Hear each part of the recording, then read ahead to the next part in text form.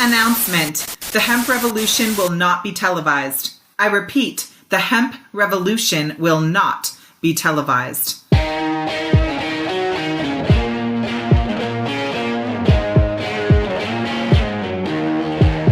Welcome to the Hemp Revolution podcast, the global hotspot for the buzz and the cannabis.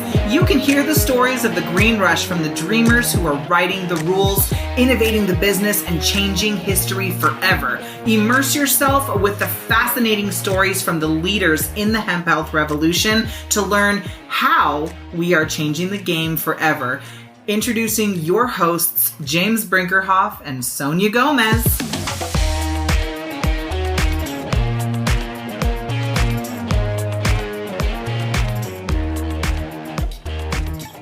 Welcome back. I'm your host, Sonia Gomez, and I am here with my lovely guest, Molly Rose, a pioneer and incredible advocate inside of the cannabis and hemp industry, considered to be one of the go-to lady bosses in the space for marketing, advertising, and just overall building a cannabis and hemp business online. Molly Rose is here to share with you how she beat Big Pharma to save her own life. And I have a similar story. So beating Big Pharma to save our own lives is the topic of our conversation today. Let's give Molly Rose a big welcome. What's up, Molly? Thanks so much for tuning in. Thank you so much for having me on. This is one of my favorite subjects, and I am just so excited to dive into it. One of the most passionate things in my life.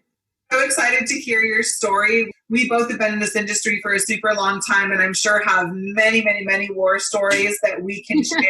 But why don't we just take a second to introduce yourself to our listeners, let them know who you are, what you're up to in the industry, and how you got started here. Perfect. So I am Molly Rose, and I'm known as the Queen of Cannabis. And that's a nickname that's been given to me through numerous digital marketing circles, as well as throughout the cannabis industry, known for my marketing technique. But my journey didn't start there. I am actually so fortunate that I grew up in a family that put a very high value on holistic medicine and read into herbalist studies, were very well researched and knowledgeable on the cannabis industry. So it was something I grew up around, but it didn't impact my life heavily until I was 12 years old, and my mom was diagnosed with a very rare form of inflammatory breast cancer. And from there, I threw myself into a book. I spent the next 15 years fighting with Big Pharma, learning everything there is to know about cancer, chemotherapy, as well as the pharmaceutical industry, and the difference between what we have available to us in the ground, as well as what we can get at our local CVS. So from that journey, I was able to help others just like myself, and ended up becoming the go-to person for cannabis marketing as it's become legalized here in California. And here we are today. I love it. I'm originally from California too, and that's where my journey started with cannabis as well. Unfortunately and fortunately, it was through a medical condition. And so my journey with cannabis also started in California. That's where I'm originally from. And I would say fortunately and unfortunately, that's where most people's journey begins. Sometimes it's a recreational beginning, and most often, as I'm starting to hear and showcase a lot more of these stories, it is some sort of medical challenge or failure of our trusted medical system, right? The system. It's a failure there that sends us down the rabbit hole of searching for our own medicines or a way for us to self-heal. And unfortunately, there's very, very few resources that are reputable and trustworthy when it comes to saving your own life or trying to share and save the life of a loved one. So tell me a little bit about your story there. I know that you were immersed in the culture and you know that your family was a part of it, but had you not had that information or foundation, how would you have even gone about finding a natural or holistic cannabis-centric treatment for your mom? You know, my road would have been a lot harder if my dad hadn't pre-paved it for me. I was so unbelievably fortunate that he had so much knowledge and had done so much reading way prior to us ever finding out about my mom. And let me take us back to December of 2016. So it's Christmas time and we're all sitting together out, and my mom gets a phone call from her oncologist. It was the most heart-wrenching situation you could ever imagine. So she had a pimple on her breast and it wouldn't go away. It got a little bit larger. They thought it was a staph infection at this point. We had gone into, obviously you start with your family doctor and go from there. At this point, we had been to maybe 7 or 8 specialists. They asked how many times she had left the country. My mom is the typical suburban soccer mom at this point, right? She's got 2 young kids. She's stay at home. She doesn't travel past the baseball field was her joke. And here we are seeing this infectious disease specialist. Turns out after seeing a handful of doctors, no one could diagnose her. And our journey started on Google, which is ironic because this is where most people's journeys start. So it's 2006 and we were on Google. Some gentleman saw the Google searches and things that I had posted in the forums, and his wife had recently passed away. So he reached out to us and said, read this email or die. And he says, you have inflammatory breast cancer. Your doctor doesn't know that it exists and they won't be able to diagnose you. Go get a punch biopsy. So we do this, and fast forward to December 16th, we get this phone call. I was actually having a party at the house, kicked everyone out, and that is smack where our journey started. So we went to several different oncologists until we found this woman who could actually provide treatment to my mom. Hold on a second. You went from specialist to specialist to specialist. And some guy on the internet diagnosed it. And he was right. Into self-searching through Google, and this random stranger contacted you and said, go and get this checked out, and that's how you found out what kind of cancer your mom had? Yeah, it was that crazy. And, you know, I think that's such a good highlight when we all sit and talk. We have this tendency to believe that our doctors and our medical professionals know best, and in a lot of ways they do. However, we forget that as advocates and as patients, we do know more about our own cases because they're our cases. And we tend to shine off other strangers and other people who have been through the same thing. But the truth is, this gentleman knew more than every single specialist in the room because he lived it. He went there. He was at every chemo appointment with his wife. He knew the inside and outside of this cancer. There's another really major challenge. And let's just take a second to look at what the challenge actually is when it comes to, you know, big pharma or the medical system or the system in general. It is a cookie cutter model that has been presented and that we have been hand fed for generations now, 50s, 60s, 70s. We were taught and built and programmed to believe that our government and our medical system and all of the tools supplied through that chain were the end-all be-all and the highest possible quality. And at one time, that may have been true, but over time, in let's say 80s, 90s, and now into the 2000s, we're really looking at a system that is considered and has been claimed to be broken. It is creating more slaves than it is survivalists. And even when you are a survivor, you are now a victim of the system. You are totally and completely dependent. You're always a survivor because you're always in survival. Yeah, in survival mode. We're not built to thrive anymore, and the system is not built to support us thriving in our lives. We are treated as a diseased or disabled, organism, and that's the claim that we tend to take on. We're overprescribed medications. We are completely dumbed down by the information that we're provided because it's so limited. It's only through one scope.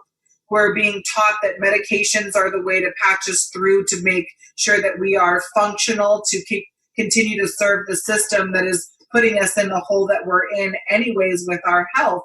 We're not in this. On average, a doctor is spending 7 minutes with you in the medical space, no matter what your condition is. In 7 minutes, how can you pack in what you're feeling or experiencing mentally, physically, emotionally, what your stress level is, what your nutritional practices are? These are all major, major contributors to how you're feeling and functioning on a daily basis. So it's no wonder that until you come in contact with a perfect stranger who's lived the horror that you're going down, that's the first time that you get any, useful information that you only have to take back to another doctor to analyze.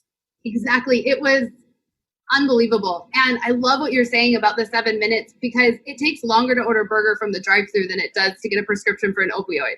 It's so true. Absolutely out of control. It's so true. So true. Because, the system is designed to create customers rather than to treat patients.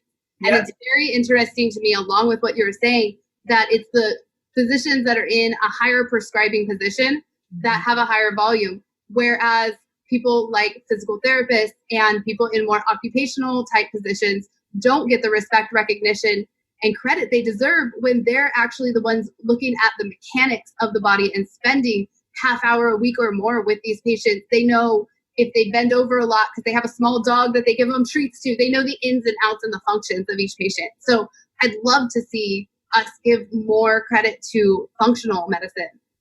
Yeah, it's a mandatory practice to integrate, and that's why I love integrative medicine. Now, before I say the next thing, I want you guys, those of you who are tuning in here, to understand that both Molly and I can agree that traditional medicine, quote unquote, traditional medicine or modern day medicine has its place. Without modern day medicine, I would never want to go and get a surgery. Don't hand me a stick or a piece of leather to bite into while you amputate my leg or give me surgery. I want the drugs. Put me out and give me the drugs for a week after, like I'm all about it, so it definitely has its place. And at the same time, I think that integrating holistic health, which is the true traditional medicine, integrating in the knowledge and expertise around nutrition, remedies, nutritional supplements, so on and so forth, is a way to give total body wellness. Now, with all of that being said, yes, great, there's a place for everybody. I am also going to highlight something that you said, Molly, which I think is really super important information. This is a business that is built on creating customers. Customers are created through prescriptions. A doctor gets paid more to prescribe than he does to heal you. Okay, Big Pharma, and in a second we'll dive into the battle of Big Pharma here, but Big Pharma is a $5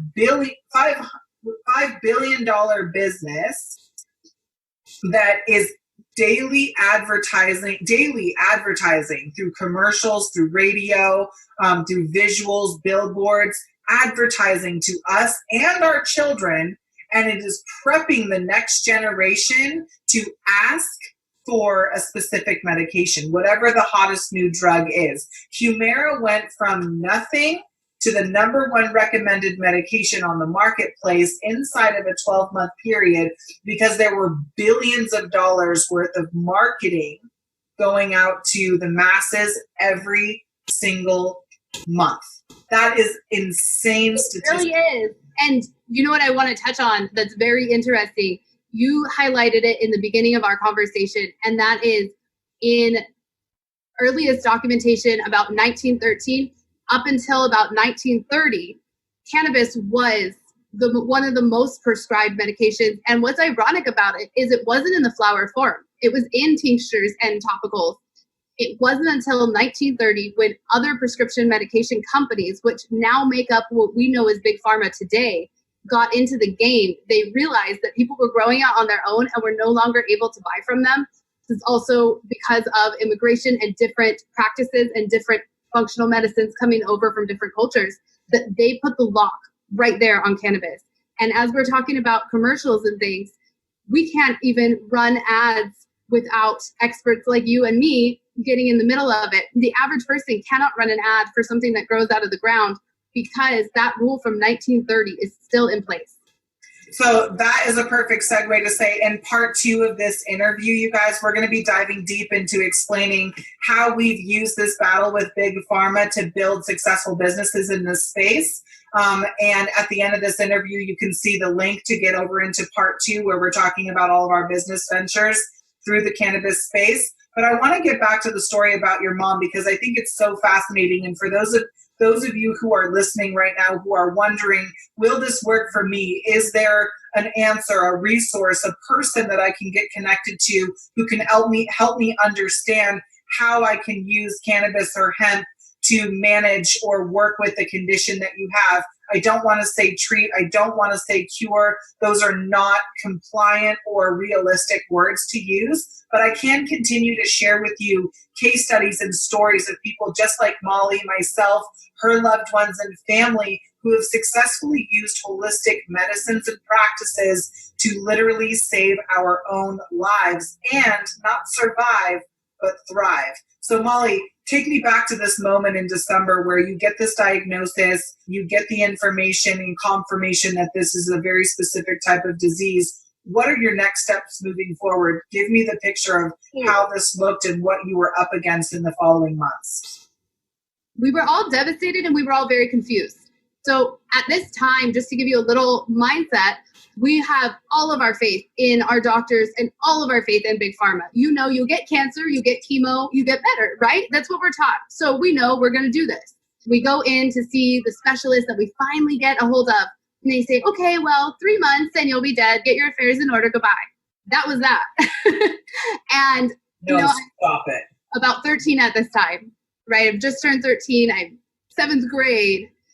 And my nose is in a book. Everyone is doing their holiday vacation, and my nose is in every book you could ever find, which the information is very hard to find. And I do feel that for any of you listening that are going through the research phase, I know things are hard to read, and I know that they put things in big words and make it hard for us we have to have reference all of the time, but don't give up because there is a light at the other side and you are your own best advocate. So I'm going to take you fast forward. We went through numerous surgeries, numerous times that my mom had to be resuscitated or almost had to be resuscitated. There was one instance in particular where they just couldn't wake her up from anesthesia. And I remember one of her friends walking past all of the doctors, just pushing people and actually hitting her to wake her up. So we were going through hell. I'm in and out of school at this point, between trying to manage home life and school life, I'm in and out. And at this point, when we go into doctor's offices, I've got 10 different little binders and I'm giving them the charts as if I was their intern. And I am also interning at a doctor's office because I want to become a physician at this point. So what we started realizing is, like many of you know, the chemo made her sick. The radiation treatments ripped her flesh, made her so sick. And there were numerous people giving us different holistic remedies, but it felt like things were so bad that we couldn't even deal with them. And cannabis was suggested numerous times, but my mom had a hard time consuming high THC cannabis. And I chose to stay away from that for her because I didn't want another psychoactive. She was already on morphine, both liquid. We were doing it at home into a PIC line directly into her heart. So you can imagine this mother of young children. And Oxycontin, I remember the first time we got Oxycontin, she was ripping her skin off thinking that she had a sweater she couldn't get off. So these are hallucinogenic drugs that they're prescribing and allowing these people to drive. Plus, Norco every other hour. Vicodin was big at the time. And I'm just watching my poor mom have all of the side effects of these opioids on top of the chemo and radiation. So years go by, and not only does she have to have numerous surgeries for her actual disease, but now she also has to have surgeries and other medications to fix the symptoms of the things that were supposed to make her better, the chemo, the radiation, the opioids, and the other different prescriptions. So I am watching, and this is right about the time that I realized everything I needed to know about our medical system. And that was they kept giving her things that would fix one problem and cause 3 more. So for every one surgery we had to sign up for 5 or 6 more. And I realized it wasn't much different than when you go to your esthetician or you go to your hair salon and they've got a product for everything. You get your service, you get more products, you get a quick haircut, you got to get a trim. I felt like I was, and I have a history in the beauty industry that was kind of my side job. It allowed me flexibility to work with my mom and be in and out of school. It was just like what I was doing there. I realized we were going to a business and this business did not have our best interest in mind. And through my reading and through functional remedies, along with what I had from my family and what I knew about the cannabis market, I was actually having to find Marinol and CBD, which you couldn't buy at the time. So we were having to find it on the street and bring that in. So there was a huge, huge risk there in doing that because some insurance companies will kick you off of your insurance. So all of those other necessary steps that you're taking with your oncologist, with your other specialists that you now have to see would be completely taken away from her. So we had to be very careful about how we were dosing. But I noticed immediately when we could remove the THC from the equation in my mom's case, because she has a hormone-based cancer, She was able to find peace. She was able to eat again and not throw up. She was able to do small things. And what we didn't know, because we didn't have the lab results and someone measuring and testing this for us, was how many small things were happening within her body and how much health we were able to see so quickly. The hair regrowth, the bone density differences. So it's been a 15-year journey. They told my mom she had 3 months. And at the time, I believe it was 2 or 3 years into our battle, we realized the longest living person with this type of cancer had only lived 5 years. Years later, I was able to link up with a company called Fighting for the Tatas, and they are an inflammatory breast cancer research company and foundation. And I was actually the CMO there for a while and have helped them to grow. And we have been able to connect with so many other women and men. Men can get breast cancer going through this. And we've seen women live 14, 15, 17 years plus with this disease. I think there's actually someone at 20. And being able to do the research and find out about different cannabis methods and extractions, CBN, CBD, different phytocannabinoids, and bring those in has completely revolutionized the game. Completely. I am so blessed to be able to sit here with my mom right now, and she's here. But what I do want to say is I watched all of those drugs take a toll on her body and on her mind. If we had seen and we had access to microdosing, if we had access to more functional medicine and cannabis back then, we would have shortcutted 15 surgeries and years of, I mean, she's had to have all of her teeth replaced because of the chemotherapy and because of the opiates. It would have allowed me to go to high school. It would have allowed me to finish college. It would have allowed all of us to have family vacations instead of spending holidays in the hospital. So having that out to other people, if I can change other people's lives, that is why I do everything I do. I'm going to get choked up as we're talking about it. It's okay to cry, girl, because let's just talk about that. First of all, that is an incredible story. And I know that both you and I are consistently inundated with a major influx of these type of stories on a daily basis. Every single day, just as a result of the work that we do, there are people contacting us and letting us know and sharing, like, here's my results, here's what I was able. They want us, because we're spokespeople, they want us to have access to the information and experiences that they're having. So we have these types of stories all the time. And although it is a beautiful, wonderful, refreshing thing to be able to celebrate the lives that are saved, it's almost bittersweet to think, like, look at how much time and energy and resources were spent and the lives that were lost in the meantime.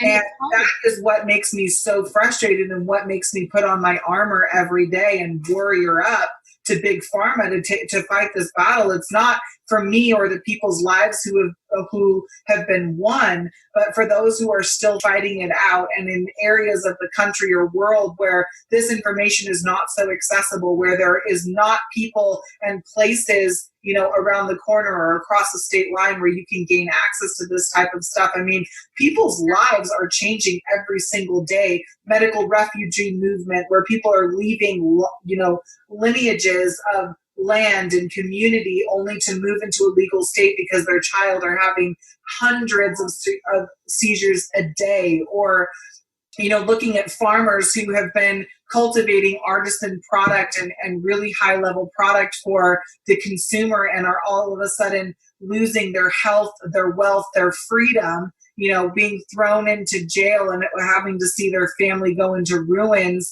over this plant. And it's absolutely disgusting and it's disturbing. Talk to me about the stuff that you came up against when introducing this holistic medicine as an alternative or as a combination that you wanted to use with the other medicines that the doctors were recommending. It was terrifying. It was the most terrifying thing I could ever explain to you because I was so young. Keep in mind, at this point, I'm not 18 even.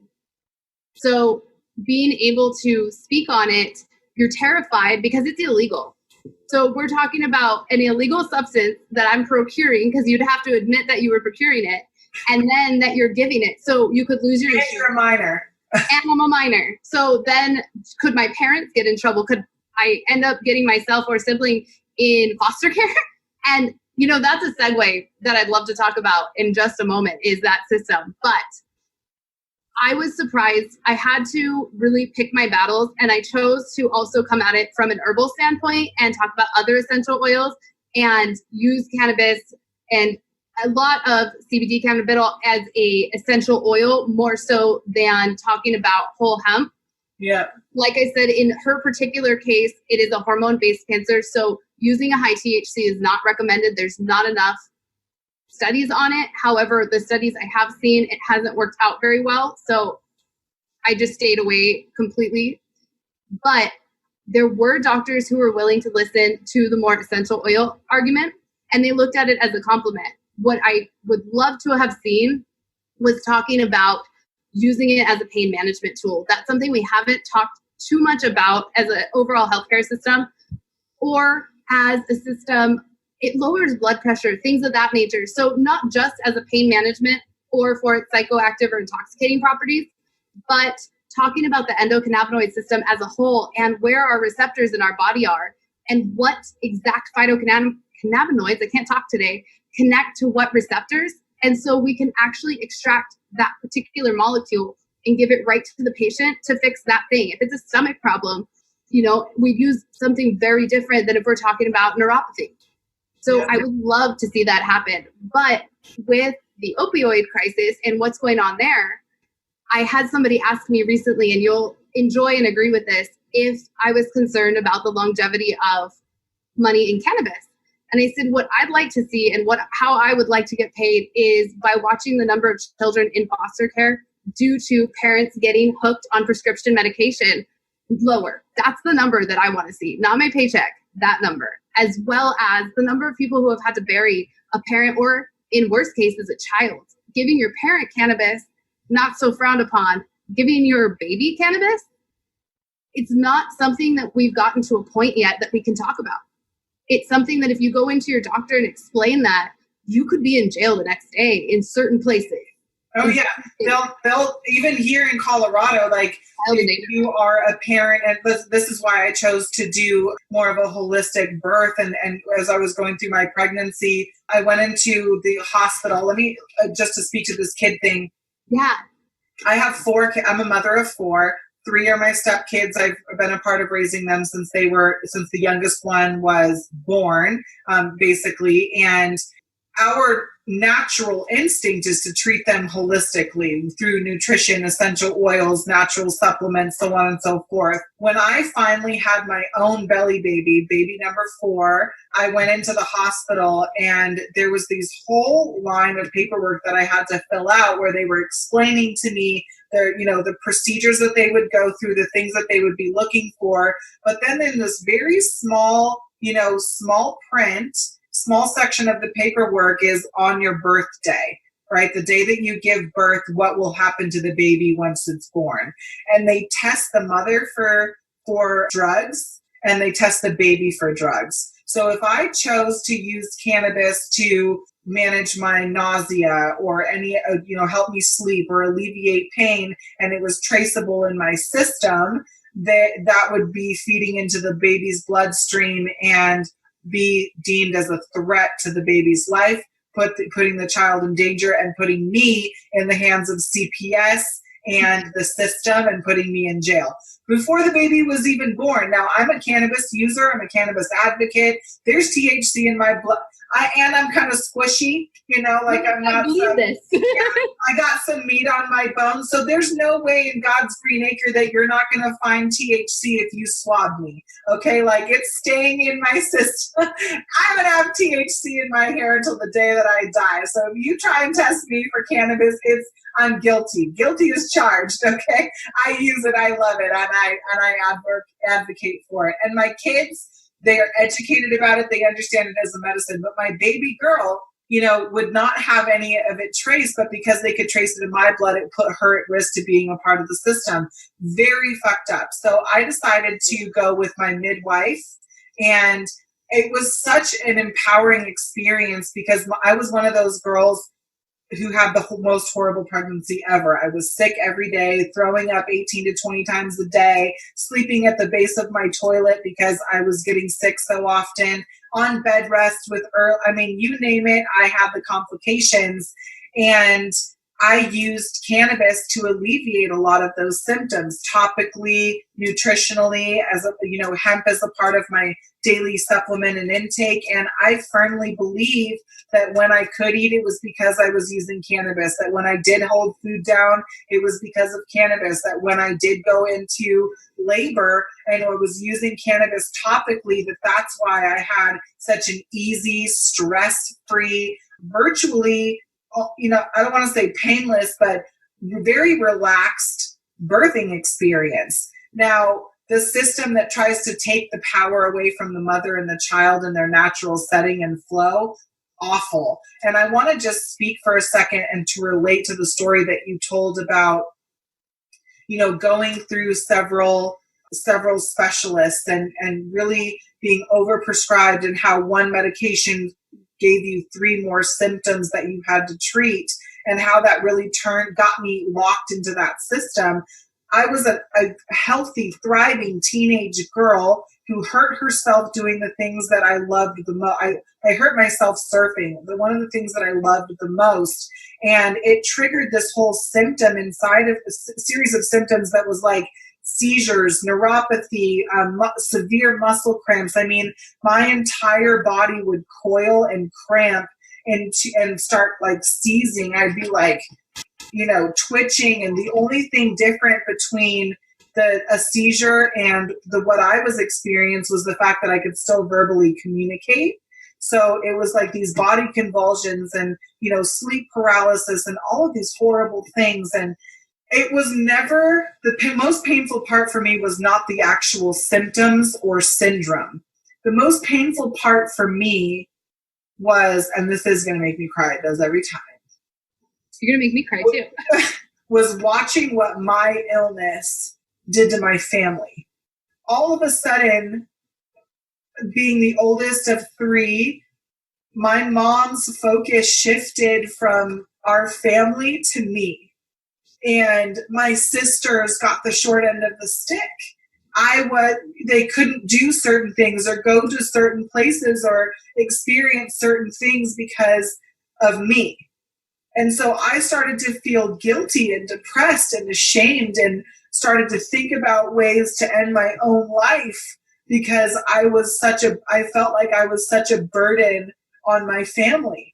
And we spent years, I watched my mom's, mental and physical and emotional health spiral as she adopted this by any means necessary type warrior, mentality where she wouldn't take no for an answer. She missed days of work and lost her job and, quit college when she was trying to further her education and better herself.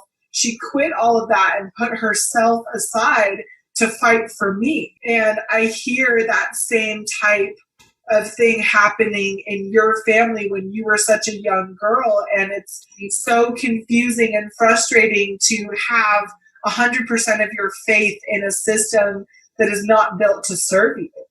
And I went through tens of thousands of hours of medication, tens of thousands of hours of experimental testing and traditional testing and anything that they would throw at me, injecting and filling my body full of dyes and medications that were bleeding the life out of me. And at the peak of my illness, I was 100 pounds overweight on 7 different medications, stuff to wake me up and put me to sleep. And I just, every day that I looked at myself, it was a darker and darker image of the girl that I once knew and loved.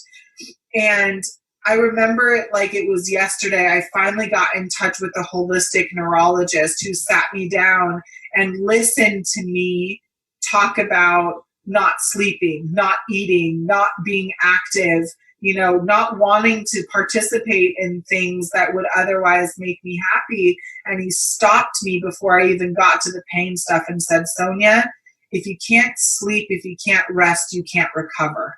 Right. And he introduced me to cannabis, and not just like the cannabis that you want to smoke and like, consume at a concert.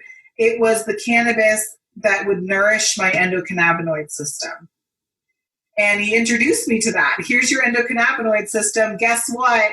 It's in everybody, and everybody needs to know this. And at one point, history allowed for our nutrition to deliver cannabinoids, and this was all a natural thing, but now you have to do it manually. So he talked to me about strain selection, microdosing, how to use phytocannabinoids to nourish yourself, how to do strain selection in a way that would serve me during the day and in the evening time. That's so important.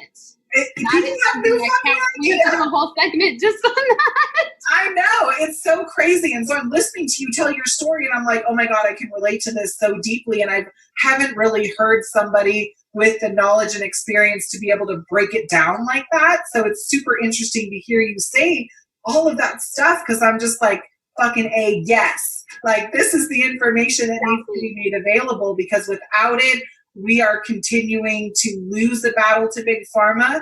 And this is a battle that both you and I have won against both the legal and the medical system. You do not have to be a victim of either one. You have to become self-aware and care enough to do the research and get educated yourself in order to find the answers that you need and want for your own well-being. I could not agree with you more. That fight is so important. And to segue into insurance just a hair, I think one thing that keeps people from fighting is the fact that you've got to work in order to maintain that insurance for yourself or for the spouse or whoever it is. I know that for us, my dad having to keep that job and work overtime to afford all of the extra things that were coming in made it so that he, the other adult, could not be there and fight. And so being your own advocate or finding an advocate is so important. And there are centers all over the world that there are people like myself, like yourself, who are there to, I will take you to a doctor's appointment. I have volunteered in our groups that we run numerous times to just, I will go, I will yell for you. I will be your backbone. And have you noticed as you become a cannabis advocate and a health advocate, you find yourself almost becoming an advisor as well? But it's very interesting to me now, and I'm sure you'll have this exact same story. When someone gets hurt or they're going through a high blood pressure situation or maybe something more serious, they will call and they will ask, hey, what's the herb for this? Or can cannabis help me with that? Or what strain do I need? Can I have an extraction because I am going to need a low THC or no THC because of my job? How can I do it? What's the best way to ingest it? And next thing I know, I'm at someone's house going through their pantry, pulling white sugar, pulling stuff off the shelf, throwing vitamins away, buying herbs, and I'm like, okay. Have you noticed yeah. Have you noticed that nutrition has become a very huge part of your life as well? Yeah, absolutely. I mean, here's the secret that nobody wants to tell. CBD and cannabis, it's all becoming this huge marketable buzzword, right? Everybody wants to be a part of the green rush. Everybody wants to be a part of the industry. There are few and far between who are actually, what we call a part of the brotherhood, people who have pioneered this industry, people who have true stories and understanding of the nuances of being effective in this treatment. And we are really fortunate to be tied into that inner circle of practitioners and patients who are self-taught and scientists and doctors who are globally working to showcase the results that are possible when utilizing this plant. But we introduce a concept. I've developed a whole training called the Natural Health Coach Certification around this concept, the multi-prong approach. If you are taking cannabis and expecting it to heal your, gout or your diabetes or your rheumatoid arthritis or autoimmune condition, and you're using cannabis, you're smoking it, you're doing dabs, you got awesome flower, but then you're on your way home, you got some munchies and you roll through McDonald's or Burger King on the way, or perhaps stop and eat a foot-long Subway sandwich or grab some KFC for a quick fix. Listen, honey, Domino's, McDonald's, these fucking Boston Market, that shit is not going to help you. Cannabis is not going to heal the damage that is done from a daily Starbucks and a fucking donut. Okay, my friend, you can't fix years and years of bad habits with smoking a bowl and taking some tincture. Like, it is something that you have to become really hyper aware of, is like, what am I doing on a daily basis that is nourishing my ability to thrive? That is the name of the game here. We are living organisms and we have to be nourished so that we can thrive. And cannabis and phytocannabinoids and hemp and CBD and CBN and all of this stuff that is being shoved down your throats right now as marketing buzzwords. Yes, it's all true. And if you're not doing things to nourish the mind, your body, your spirit, working through the emotional shit and baggage that all of us are carrying around, you might as well fucking stop smoking weed today if you're not willing to address the other stuff. You know, like, it might make you feel good for a little while, but so does crack cocaine. Does that make it right? No. You really got to figure it out. More. And honestly, I look in my own house to big box food companies and big pharma under one umbrella. Some of the money is transferred back and forth. I won't get into the specifics, but it is one general umbrella when it comes to lawmakers and what is and isn't allowed. If you guys take a second to read your box of cereal right now and Google each ingredient and then Google some household components that are in there and then compare it to a plant that you can grow in your backyard, the stigma is not about what's in the bottle or what's in the plant or what's in the box of cereal. The stigma is about the legalization. Yep. Stigma is about money, not ingredients. Yep, and that's the battle that we're all up against right now. So when we talk about the battle of big pharma and how we're fighting to save our own lives, it really comes back to the self-aware care. If you are not nourishing your mind daily with real information and, you know, working to be in transformation mode, right? Like, every single season, your body is changing and shifting, and you have to be in tune with that rhythm. You have to catch your rhythm, and what you put in your body is what's going to come out of your body, whether it's, you know, cancer or poop or barf or sweat or whatever it is. Like, it's moving through you in one way or another. So you have to make sure that that is just of the highest quality that you can have access to. You know, I wanted to say that even though I was raised in an environment and in a family space where holistic medicine was king, plant medicines, you know, whether it was cannabis or cactus or, you know, whatever it was, my family was all about the holistic approach to health and well-being. And even in that fully immersed culture and belief system, it wasn't until my own pain and suffering was so severe, and that this particular doctor with this specialized knowledge gave me this routine to follow, did I become responsible for what I was doing and how I was doing it.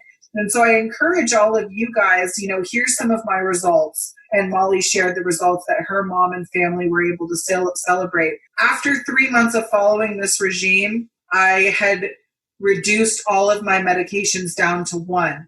After 6 months, I had eliminated all over-the-counter and prescription medications. After 9 months, I lost 100 pounds. And after 12 months, I was completely back to normal.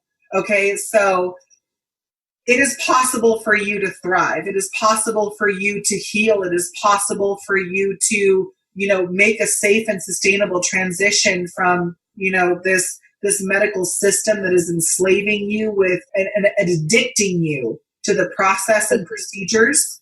It's possible for you to make a sustainable jump and transition, but it is impossible for you to do it solely with cannabis and hemp.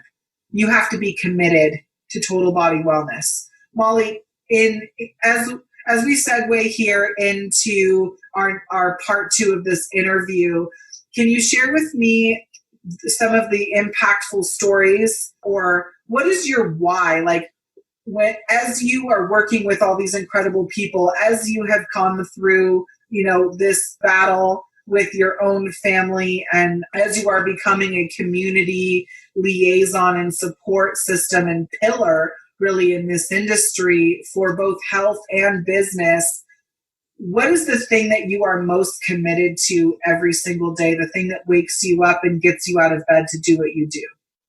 So it's twofold. And the most important one, anyone who's ever spent 5 minutes with me knows, I jump out of bed on fire because my goal every day is to throw a brick through our system and shatter it. It's broken and we need to work together to rebuild it. There is so much good in our current system and so much brilliance and innovation. And there's so much that we left behind in search of progress and in search of financial well-being. The one thing that if I could leave every person listening is to break the cycle. We are getting hooked on fast options in our food. We're not reading and we're not being given the information we need. So there's a lack of understanding on how to find reputable information. I know a lot of people, I was just on the phone with my grandmother last night, read this great article, was telling me all about it. Check your sources. Learn how to check reputable sources. That's number one. Find out what you're reading and who you're reading it from. That is a huge thing for me, is putting out good information, being a content marketer. The second is we're in this circle. We eat bad food. It makes us sick. We get hooked on medication. We eat more bad food. The medication makes us more sick. From there, we become in this wheel and we don't get out of the hamster wheel. We become a perfect customer. So that is my number one battle. My second is, of course, like I said a little bit earlier, it's to help every single person like myself, like my mother, to bring hope. I have one client who I adore dearly who went through a very similar story to mine, but unfortunately, his mom did not survive. And so their why in their business is to, just like myself, to make it so no one else has to deal with that burden again. And also to make it so that people should have access to options. You don't have to use cannabis, but you should be allowed to. There is a safe option out there and we should all have access and openness to it. We should understand what it does and release that stigma so that we can start research. We can't do medical trials right now in so many places. We went to Senate last year actually to get a national day made for inflammatory breast cancer so that we could start some clinical trials. And in working with UCLA, we're not able to bring cannabis into those trials yet. So that is a huge thing for me, is to find cures and to find functional answers for every single person, whether it's your paper cut or an old tennis injury or it's life or death. I absolutely love it. And one of the things I love about being in this space is we also have a very similar mission, many of which you guys are a part of. It is our mission, I will say ours, because Molly and I are totally aligned. It's our mission to bring the truth about cannabis and hemp and other natural remedies that can transform the way that you feel and function on a daily basis into the light. For so long, for whatever reason, we have this type of approach, this type of medicine. I won't just make it exclusive to cannabis, but this type of approach to health and well-being has been put into a stigma that is so negative, and we have been having to fight every single day for our rights to safe and legal access to medicines just like this. Every single one of us deserve to have the option on how we want to choose to treat ourselves, the people that we love, conditions that we may be suffering from, but also get the opportunity that we want and need to thrive instead of just survive. The system is built to keep you trapped, and we have to find the key to get out of that system that is locking us into a specific result.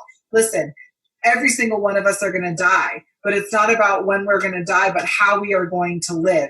All of us are living in this moment, and we get to choose whether we're going to survive or thrive in this gift of life. And it really is, the present that you are in is a gift, and you have to be conscious about how you're living in this present moment every single day. So make sure that you tune in and check out more episodes of On the Rise podcast, where we're featuring more incredible entrepreneurs and health stories just like Molly Rose. We are going to be doing a part 2 segment of this interview to talk about how we have leveraged the knowledge and experience that we have had to build multiple 6-figure businesses in this space. And for those of you who are considering joining the Green Rush for either a health advocate or a business advocate, you're going to want to tune into this next episode, because we are going to be sharing with you some key secrets that you need to know to succeed in this space, both as an advocate and as a business professional. Molly, where can people find you to get more information? The best place to find me actually is on Facebook, and it's just at Molly Rose. My website also is mollyrosemedia.com/home. Awesome. So excited. You guys check out at Molly Rose on Facebook or mollyrose.com mollyrose.com/home. Check her out if you guys want more information. Good friend, an excellent advocate, and a resource inside of this industry, known as the Queen of Cannabis. We'll see you guys in part 2 of this interview. See you guys soon. Bye.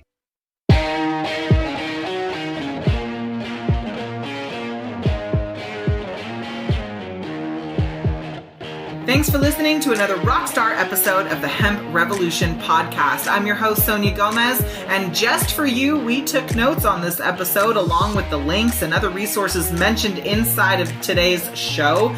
Get them for free right now by going to theemeraldcircle.com. Now, if you want more on this, please subscribe to the show on Apple Podcast or wherever you like to listen, and you will be automatically entered in to our monthly giveaway where you can get swag bags, all kinds of cool gifts and discounts from our guests, and exclusive offers that are only mentioned right here in the Hemp Revolution podcast. I can't wait for you to share this with your friends. With your help, we've been able to impact millions of people's lives around the world with the truth about hemp and cannabis. And we know that you love us so much that you're going to leave a review and rate us right now on your favorite platform to absorb content just like this. Now, we challenge you to dream big and love the life that you live. Thanks so much, and we hope to see you on our next episode of the Hemp Revolution podcast. Ciao for now.